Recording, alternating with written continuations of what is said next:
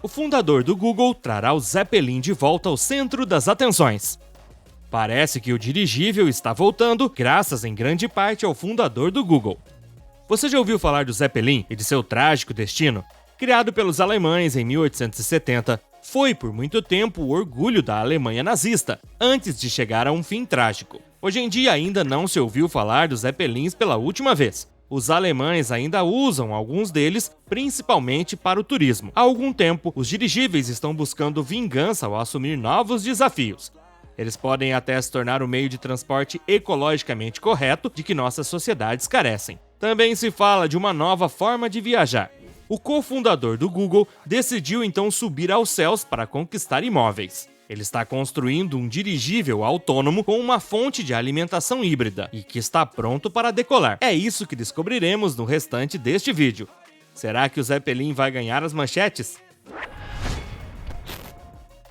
O Zeppelin Hindenburg foi o orgulho da Alemanha nazista por muitos anos. Infelizmente, ele teve um destino trágico. Lançado em 1936 na fábrica da Zeppelin, o LZ-129 Hindenburg foi o maior dirigível já construído. Com um comprimento de 245 metros e um diâmetro de mais de 41 metros, era movido por 4 motores. Podia atingir velocidades de 130 km por hora, o que lhe permitiu cruzar o Atlântico em apenas 3 dias. Esse foi um recorde para a época, o que o tornou o meio de transporte mais rápido do mundo. Também podia acomodar cerca de 30 passageiros que desfrutavam do conforto de um hotel de luxo a bordo do Zeppelin. No entanto, em 1937, um terrível desastre virou seu destino de cabeça para baixo. O Titanic do ar, como muitas pessoas gostavam de chamá-lo, virou.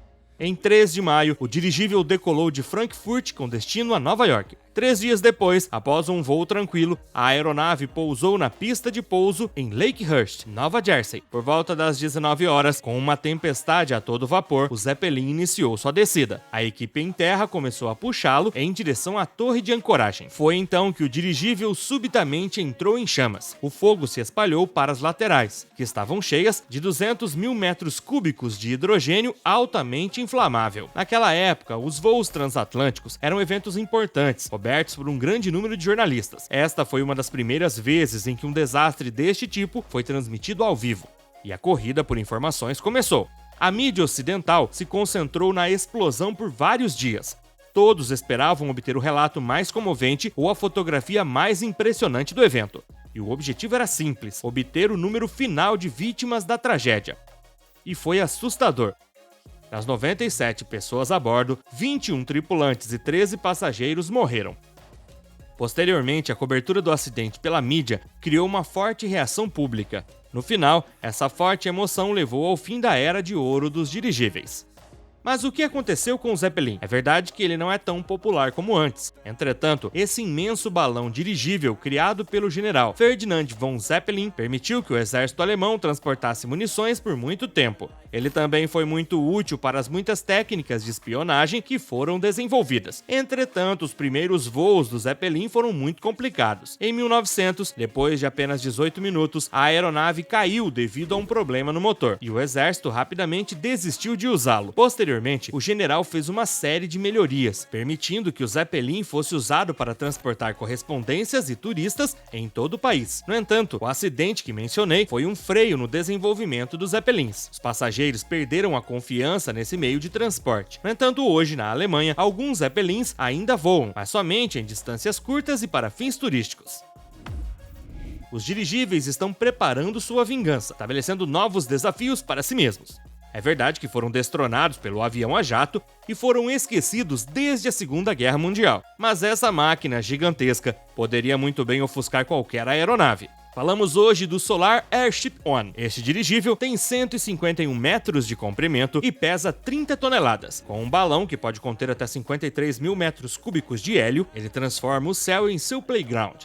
No momento está apenas no estágio de protótipo, mas os desafios que ele enfrenta são muitos. A empresa Euro Airship, que vem trabalhando no projeto há mais de 10 anos, está finalmente começando a ver a luz no fim do túnel. Se tudo ocorrer conforme planejado, ele deverá estar pronto em 2026. Seu primeiro desafio será circunnavegar o globo pela linha do Equador, a uma altitude média de 6.000 metros. Ele deverá, portanto, percorrer pouco mais de 40.000 quilômetros em 20 dias. 3 pilotos se revezarão para manter a máquina funcionando 24 horas por dia. Além disso, o dirigível não deverá usar combustíveis fósseis e não emitirá CO2, graças aos seus motores elétricos. Durante o dia, eles devem ser alimentados pelos 4.800 metros de películas solares que cobrirão o dirigível. À noite, o hidrogênio assumirá o controle, convertido em eletricidade por moléculas de combustível. Como resultado, o Solar Airship One poderia permitir que os dirigíveis voltassem a ser usados, e essas máquinas têm uma grande carta na manga. Em um momento em que a mobilidade com baixo teor de carbono é uma prioridade, podem muito bem ser a solução ideal. É claro que eles nunca serão tão rápidos quanto os aviões no transporte de passageiros, tampouco se equiparão aos navios em termos de volume de mercadorias que transportam, mas eles seriam uma solução complementar, especialmente para o transporte de cargas muito pesadas que precisam ser recuperadas ou depositadas em áreas de difícil acesso.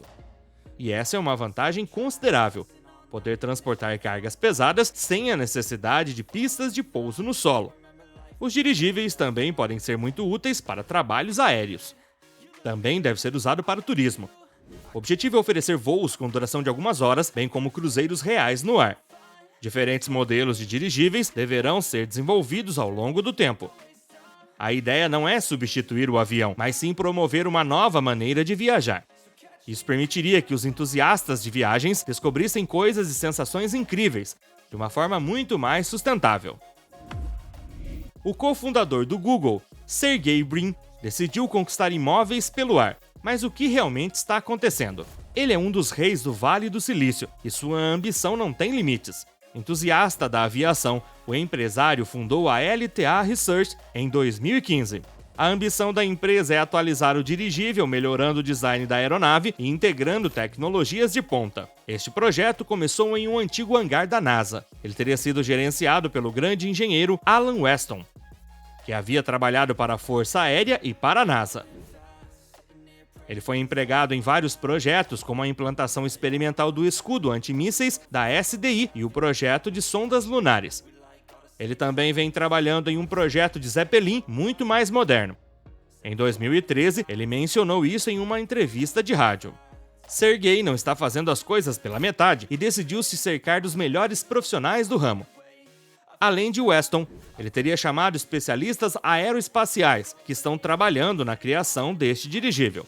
Ele tem a ideia de criar um verdadeiro iate voador, equipado com todos os confortos necessários. Seus investimentos atuais somam mais de 150 milhões de dólares. Essa aeronave seria totalmente autônoma, movida por um sistema híbrido. Teria 12 motores elétricos, alimentados por 2 geradores a diesel de 150 kW e 24 baterias. Estamos falando de propulsão híbrida. Este projeto permitirá decolagem e pouso vertical. A aeronave foi projetada para voar a velocidades superiores a 120 km por hora. Para evitar qualquer risco de ficar sem gás, um sistema deve ser capaz de monitorar os níveis de hélio em tempo real. Sua capacidade de carga será de 2 a 5 toneladas. Mas este dirigível está pronto para decolar? O primeiro modelo chama Pathfinder 1 e acaba de receber o sinal verde da Administração Federal de Aviação, mais conhecida como FAA. Tem quase 124 metros de comprimento e 20 metros de diâmetro, e agora poderá fazer voos ao ar livre. Durante um ano, a empresa de Sergey poderá testar o dirigível. Os primeiros testes devem ser realizados em um aeroporto civil e militar próximo ao Vale do Silício. Entretanto, por motivos de segurança, a LTA não poderá voar acima de 460 metros durante este período. A aeronave será primeiramente fixada em um mastro móvel durante os testes iniciais ao ar livre. Em seguida, ela poderá fazer cerca de 20 voos em baixa altitude. Mas para que esse dirigível será usado? Como o Pathfinder 1 não requer infraestrutura aeroportuária para decolagem e aterrissagem, Sergey e suas equipes planejam usá-lo principalmente em missões humanitárias. Sua leveza e resistência também são vantagens consideráveis.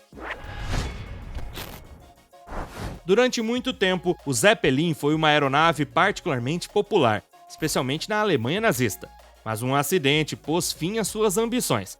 Essas aeronaves estão se vingando, estabelecendo novos desafios para si mesmas. Elas podem até mesmo se tornar o novo meio de transporte ecologicamente correto que todos esperavam.